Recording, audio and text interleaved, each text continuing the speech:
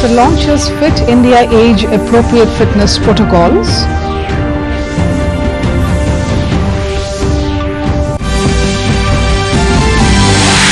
President Arunachal COVID today confers the National Service Scheme Awards for the year 2018-19 through virtual mode. Manipur Chief Minister N. Biren Singh drops 3 ministers from his cabinet.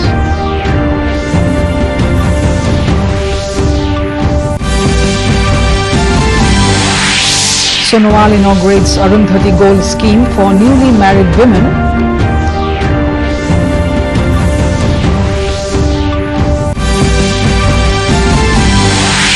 And Union government says country's recovery rate among COVID-19 patients touched 81.55%. Good evening, viewers. Welcome to the Northeast News Bulletin. This is Jolly Khoikia Gogoi with the news in detail. On the occasion of nationwide online Fit India dialogue, the Prime Minister launched Fit India age-appropriate fitness protocols. Modi held interactions with cricketer Virat Kohli, actor Milind Soman, footballer Afsan Ashiq, among others, who shared their fitness experiences with him. On the occasion, the Prime Minister wished all the countrymen good health and said that in 1 year, the Fit India movement has become the movement of the people. He said there is an increasing awareness in the country about fitness and activities related to it has also increased. He said today many countries of the world have set many goals regarding fitness and are working on them at many fronts. Many countries like Australia, Germany, UK, USA are running fitness campaigns on a large scale.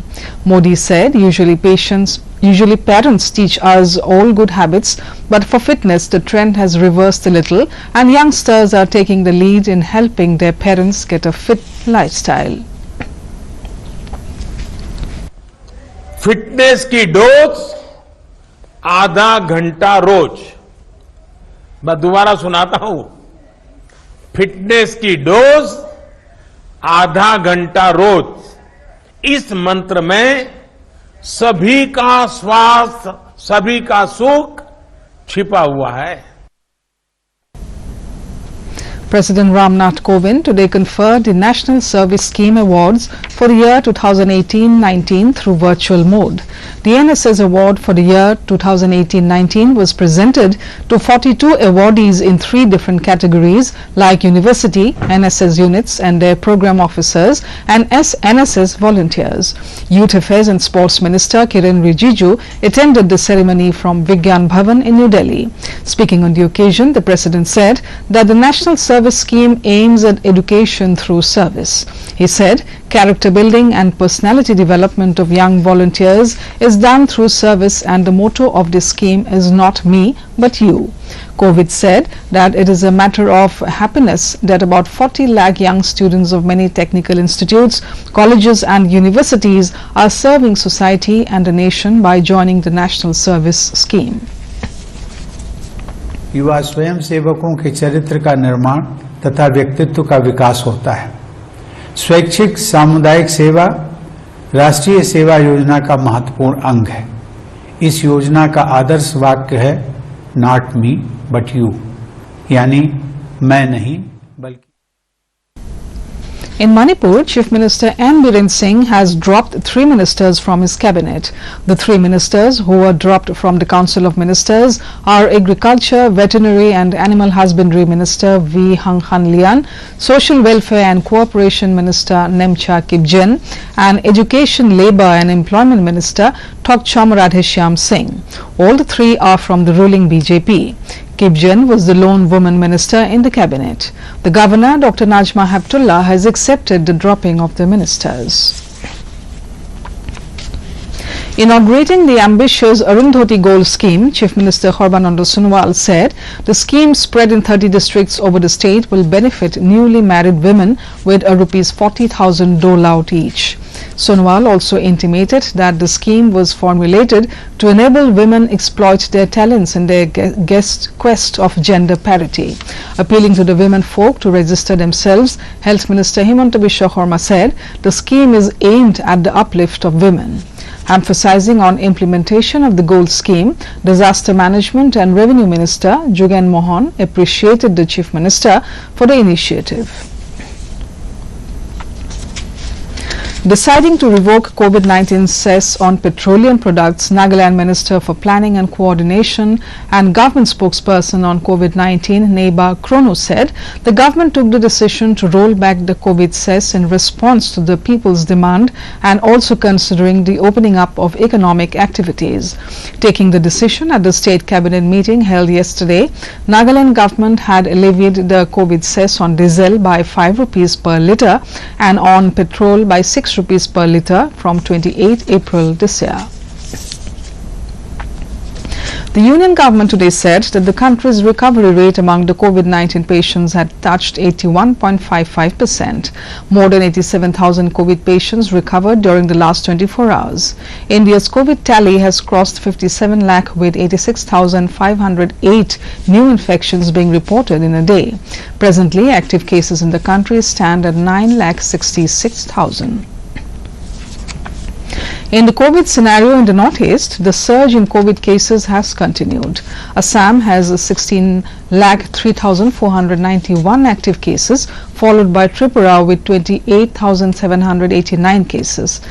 13,02,712 cases in Assam were released, while the death toll touched 597. Tripura has released as many as 16,978 cases.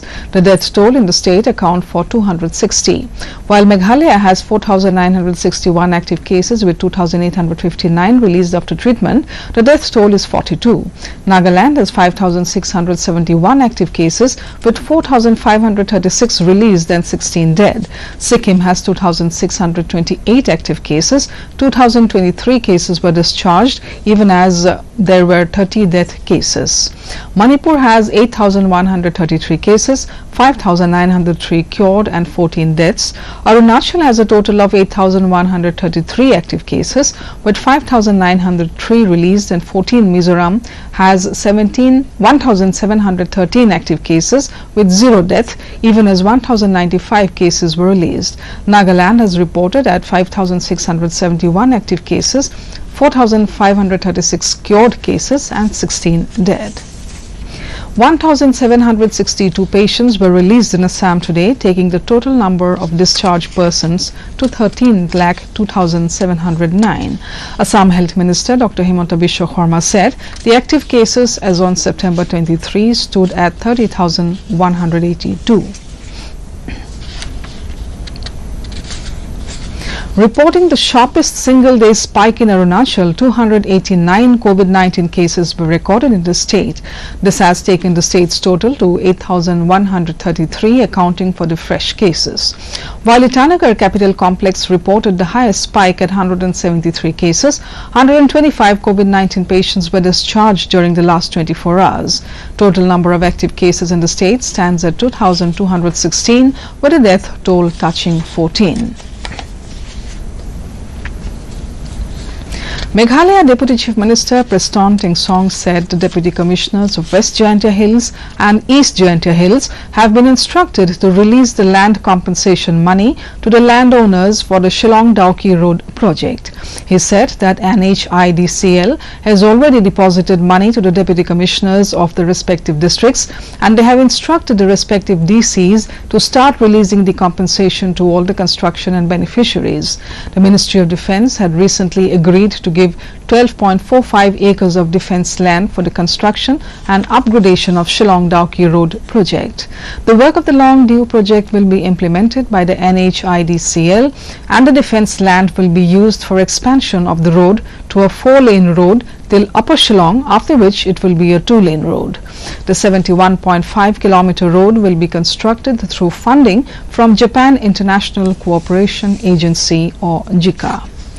Information and Broadcasting Minister Prakash Javadekar has criticized the opposition MPs for boycotting the monsoon session after the protest made by them during the passage of 2 farm bills. He said the politics of the opposition parties has turned directionless, and the way the opposition appeared in the Rajya Sabha embarrassed the House. Javadekar said Members of the opposition parties have the right to sit, speak and give their opinion, but they walked out. He said they went out of the house, held demonstrations and went to meet the president. On the farm bills, he clarified that the minimum support price of the food grains is not going to end and the Agricultural Produce Market Committee will function. The minister also criticized the opposition for not attending the house during the discussions on the Labour Codes bill passed on Wednesday. The Supreme Court on Thursday sought a response from the Centre and the Union Public Service Commission on a plea seeking postponement of Civil Services 2020 examination in view of alarming spurt of COVID-19 pandemic and floods. A bench of Justices A.M. Konikor and Sanjeev Khanna issued notices to UPSC, Centre and posted the matter for hearing on September 28. The petitioners have sought postponement of the Civil Services examination for 2 to 3 months so that the flood and incessant rains go away and COVID-19 curve flattens. The plea filed by Vasireddy, Goviradhan, Sai Prakash and others submitted that the decision of the UPSC to conduct the examination in accordance with the revised calendar violates the rights of the petitioners and those similarly situated under Article 19(1)(g) of the Constitution to practice their chosen profession, occupation of serving the public. And that brings us to the end of this evening's bulletin. Thank you for tuning in. Namaskar.